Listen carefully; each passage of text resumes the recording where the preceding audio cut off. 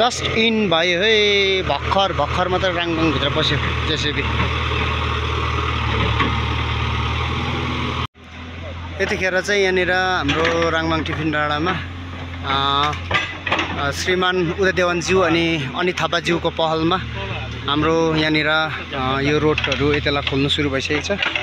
ल अहिले चाहिँ यहाँनिर मोटामोटी गाडी चाहिँ छिर्ने चाहिँ भयो। यहाँनिर यस्तो छ नि त, यहाँनिर हल्का मान्छे हिँड्ने मात्र यहाँको गाउँको दाजुहरूले बनाइरहेको छ हो। यो चाहिँ अहिले लवर भोटेबारी माथि लवर टिफिन डाँडामा प्रशान्त सुब्बाको घरमाथि चाहिँ यो एकदमै डेन्जर भएको चाहिँ यो मैले हजुरहरूलाई सबैलाई भन्दै आएको हो। यो चाहिँ प्रशान्त सुब्बाहरूको घरमाथि चाहिँ किन डेन्जर भएको छ भने चाहिँ हेर्नुहोस्, यो पानी चाहिँ अब यता बग्ने पानी चाहिँ अब यो यता ओह्रालो बग्यो भने चाहिँ अस्ति भएको काण्ड चाहिँ त्यही हो, सेम काण्ड। यो पानी चाहिँ यता बगेर नै चाहिँ के भएको, यो मुनिको घरको म देखाउँदैछु तपाईँहरूलाई होइन। फेरि पनि जाने सम्भावना चाहिँ यहीँनिरै छ। हेर्नुहोस् अब यहाँ मुनिपट्टि अझै घरहरू छ हो।